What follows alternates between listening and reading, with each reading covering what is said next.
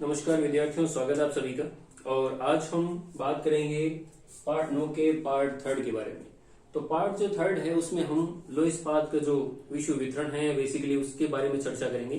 तो देखिए किस प्रकार से ये हमारे सामने है लोह इस्पात उद्योग। इससे पहले हमने विनिर्माण उद्योगों की परिभाषा के बारे में जाना और उनको प्रभावित करने वाले जो कारक हैं उनके बारे में हमने जाना। और इससे पहले का जो पार्ट था उसमें हमने ये जाना कि विनिर्माण उद्योगों को कितने प्रकार से वर्गीकृत किया जा सकता है। तो आज हम देखेंगे कि विनिर्माण जो उद्योग है उनमें जो लोहा इस्पात उद्योग है उस लोहा इस्पात उद्योग का विश्व वितरण किस प्रकार का है। ठीक है, देखिए आधुनिक युग की आधारशिला। लोह इस्पात उद्योग की बात करें तो आधुनिक युग की आधारशिला है। हमने जो वर्गीकरण किया था उस वर्गीकरण में हमने उत्पाद के आधार पर दो प्रकार के वर्गीकरण किए थे। इससे पहले का जो वीडियो बना था हमारा उसमें हमने एक आधारभूत, मूलभूत या आधारभूत और दूसरे उपभोक्ता आधारित।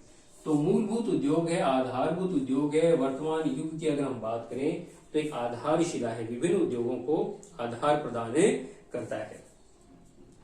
धुरी उद्योग, धुरी आप जानते हैं केंद्र बिंदु को कहा जाता है जिसके चारों ओर सभी उद्योग निर्भर करते हैं। तो एक प्रकार का ये धुरी उद्योग है।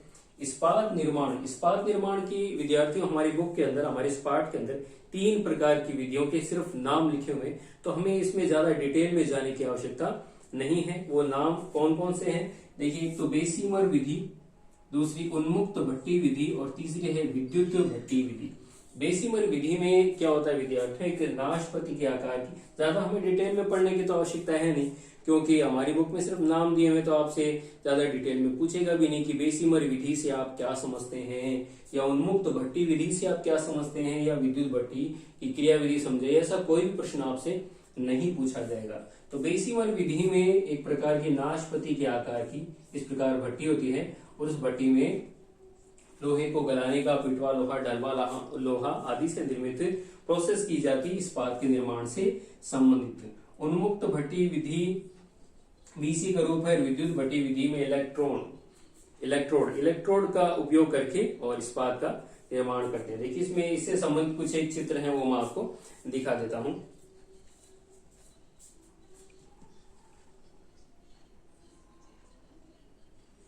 ये उन्मुक्त भट्टी का चित्र है, जैसे कि आप देख रहे होंगे ये नाशपति के आकार की, और यहां से कच्चे लोहे को इसमें डाला जाता है। ये बेसीमर विधि, ये खुली उन्मुक्त भट्टी है, खुली चूली भट्टी भी कहा जाता है इसको। इसका चित्र है।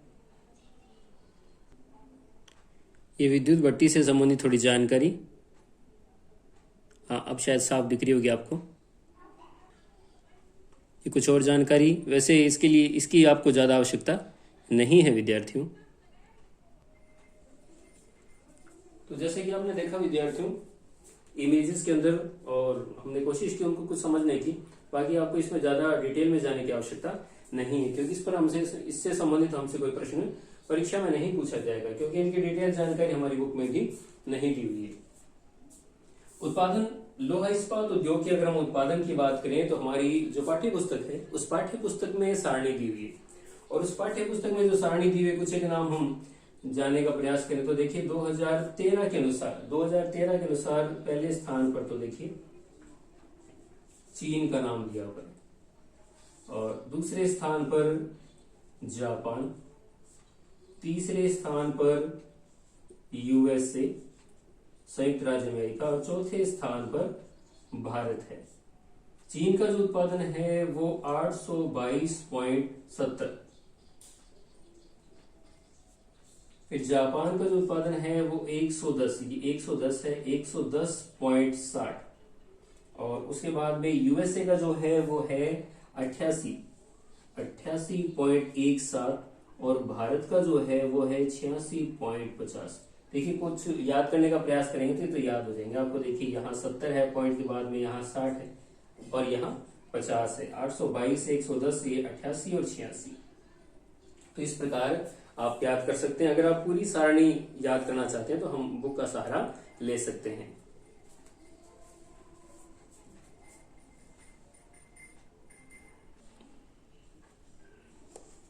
तो ये बुक में सारणी दी हुई है इसको हम याद कर सकते हैं। उत्पादन मिलियन टन में दिया हुआ है 2013 के अनुसार। तो इस प्रकार हम बुक के माध्यम से भी याद कर सकते हैं। अगर आप ये 4 याद करके फिर लिख देंगे तो भी सफिशिएंट रहेगा। 2013 के अनुसार ये आंकड़े हैं मिलियन टन के अनुसार। विश्वीकरण की बात करें तो सबसे पहले स्थान पर चीन, और चीन में विद्यार्थियों कुछ एक इसके प्रमुख स्थान है। और देखिए प्रमुख क्षेत्र कौन कौन से हैं। इसका पहला है मंचूरिया क्षेत्र। मंचूरिया क्षेत्र जो सबसे बड़ा क्षेत्र है, इस सबसे बड़े क्षेत्र में अनशान और फुशुन, ये मंचूरिया का क्षेत्र अनशान और फुशुन इसमें प्रमुख केंद्र हैं जो लौह इस्पात से संबंधित है।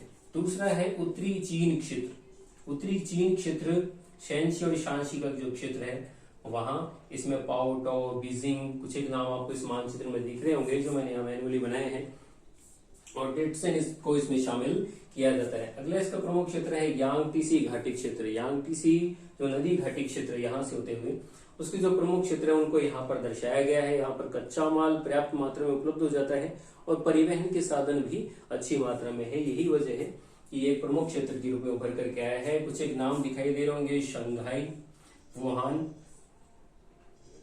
वुहान है, काओ चुंगकिंग, ये कुछ एक नाम इसमें अंडरलाइन करने का प्रयास किया है मैंने। और वुहान को तो आप जानते ही होंगे, है ना, विश्व प्रसिद्ध हो रखा है इन दिनों। और खैर आगे बढ़ते हम लोग हमारे टॉपिक की ओर। अन्य केंद्रों की बात करें तो कैंटन, कुनमिंग, चुंगचिंग और सिकटाओ। चाइनीज नाम है, थोड़ा याद करने में कठिनाई होती, बार बार आप रिवीजन करेंगे, लिख लिख करके देखेंगे तो आपको याद हो जाएंगे। तो ये कुछ एक क्षेत्र हैं, आप इनको नोट डाउन कर लीजिएगा वीडियो को पॉज करके, और ये मानचित्र बनाइएगा, प्रैक्टिस कीजिएगा इसकी।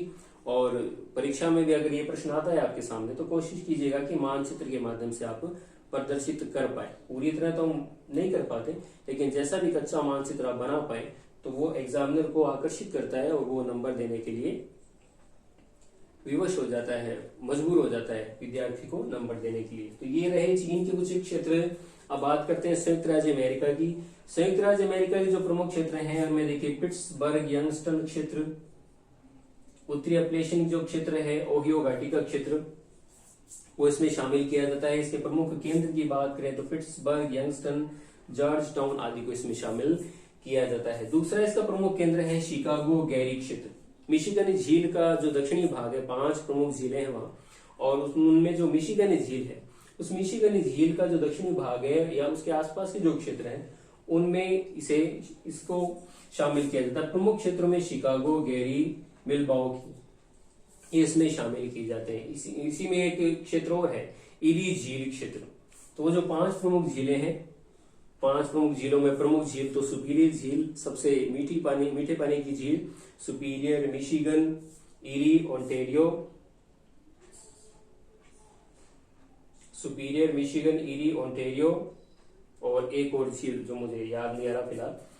तो उसमें केंद्र डेट्रॉइट, बफेलो, इरी आदि को इसमें शामिल किया जाता है। मध्य अटलांटिक क्षेत्र में मैसाचुसेट्स और मैरीलैंड के जो राज्य हैं उन क्षेत्रों को शामिल किया जाता है। इनको मैप में देखेंगे। और केंद्र की बात करें तो देखिए स्पैरोज पॉइंट, एलन टाउन और स्टीलटन, ये नाम तो खैर आपको याद रह ही जाएगा। अलाबामा क्षेत्र की बात करें तो अलाबामा, टेनेसी जो राज्य हैं वो इसमें शामिल किए जाते हैं। और विद्यार्थियों केंद्र की बात करें तो अलाबामा और बर्मिंघम को इसमें शामिल कर सकते हैं। पश्चिमी क्षेत्र छोटे कारखाने हैं, ज्यादा बड़े स्तर के कारखाने हैं नहीं। पश्चिमी जो क्षेत्र है प्रशांत महासागर की तरफ का, और उसमें देखिए Pueblo, San Francisco, Los Angeles आदि को इसमें शामिल किया जाता है।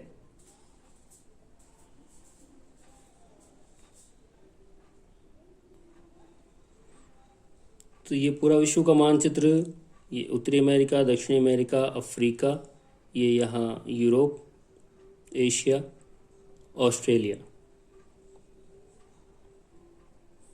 इसमें पहला जो चीन का भाग है वो यहाँ एशियाई क्षेत्र में।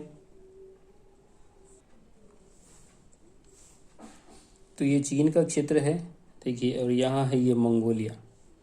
तो ये जो आप लाइन यहाँ आपको दिख रही होगी शायद, ये जो लाइन यूँ करके जा रही है यूँ, ये चीन का क्षेत्र है।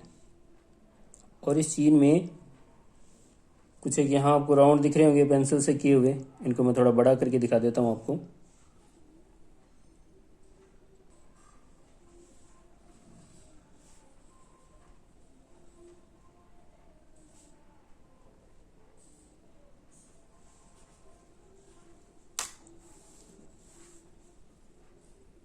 शांसी क्षेत्र, शांझी, वुहान,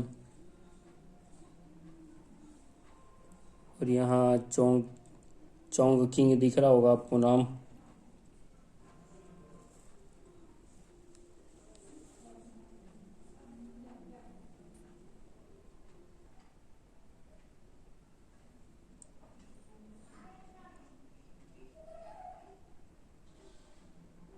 ये होक्यो हुनान प्रांत में, और ये यहाँ चोंगकिंग दिख रहा होगा आपको। ये यहाँ वुहान, ये यहाँ अनशान।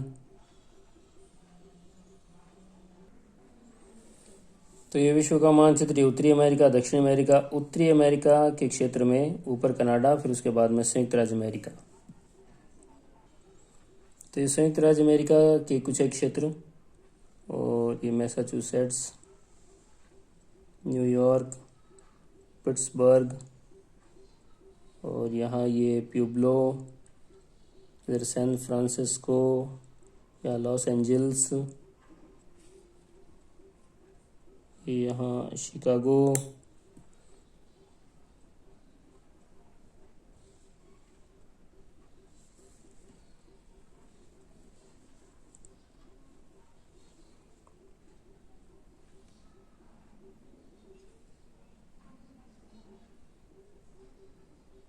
सैन फ्रांसिस्को, लॉस एंजल्स, बीच में प्यूब्लो लिखा हुआ दिख रहा होगा, शिकागो, गेरी, इधर Massachusetts, Birmingham Alabama, New York, new Jersey, Birmingham,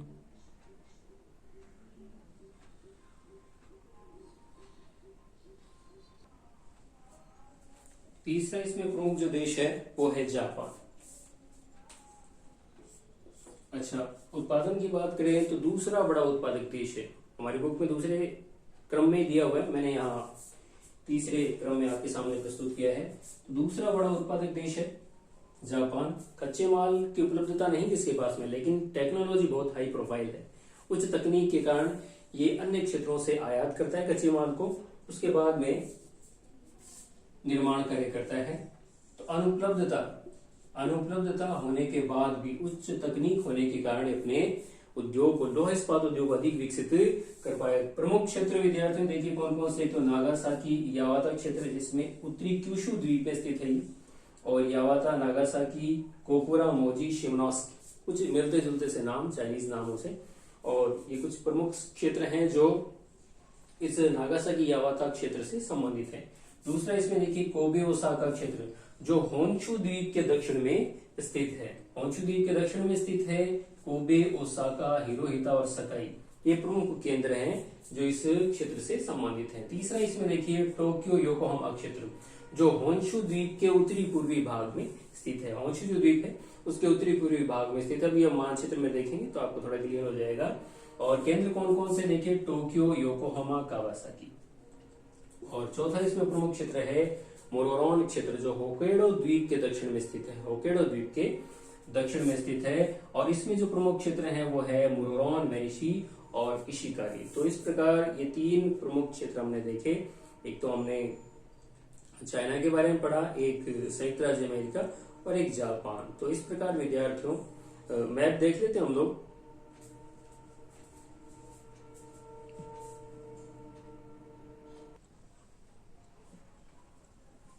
तो ये होक्काइडो द्वीप जापान का, और इसमें ये मोरोरोन दिख रहा होगा आपको लिखा हुआ।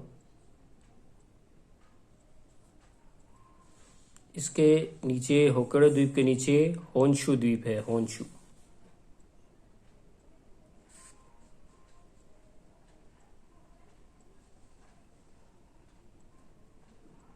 ये होन्शु द्वीप।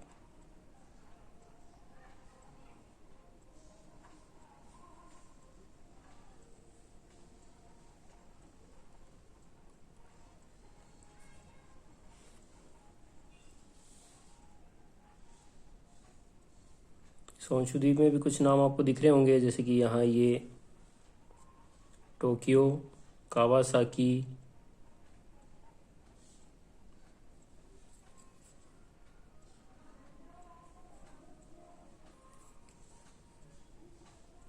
यहाँ आपको ओसाका दिख रहा होगा, यहाँ सकाई लिखा हुआ है, इसके पास में यावाता क्षेत्र है, ये कोबे, कोबे दिख रहा होगा आपको।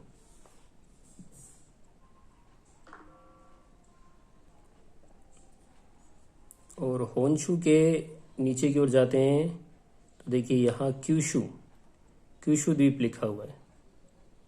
तो ये ओसाका, ये दिख रहे होंगे आपको थोड़े बहुत। अच्छा, ये शिमनोस्की, यहाँ ये शिमनोस्की, यहाँ नागासाकी दिख रहा होगा आपको। और कुछ एक नाम यहाँ मैंने बीच में भी लिखने की कोशिश की, जैसे यहाँ ये यावाता है तो ये ओसाका के इस तरफ का भाग है, ये यावाता यहाँ है।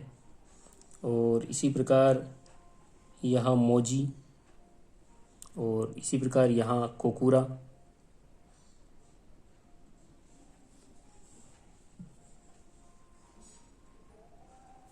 तो ये पूरे जापान का मानचित्र जो आप यहाँ देख रहे हैं। तो उम्मीद करता हूँ ये आपको छोटी सी जानकारी बहुत अच्छी लगी होगी। अगर अच्छी लगी है तो इसे लाइक कर दीजिए, अगर इस चैनल पर नए हैं तो इसे सब्सक्राइब कर दीजिए, और अगर वीडियो पसंद नहीं आया तो कमेंट सेक्शन में ज़रूर बताइएगा क्यों पसंद नहीं आया। और अगर पसंद आया है तो इसे अपने दोस्तों के साथ में, मित्रों के साथ में, विद्यार्थियों के साथ में शेयर ज़रूर कीजिएगा। जय हिंद, जय भारत।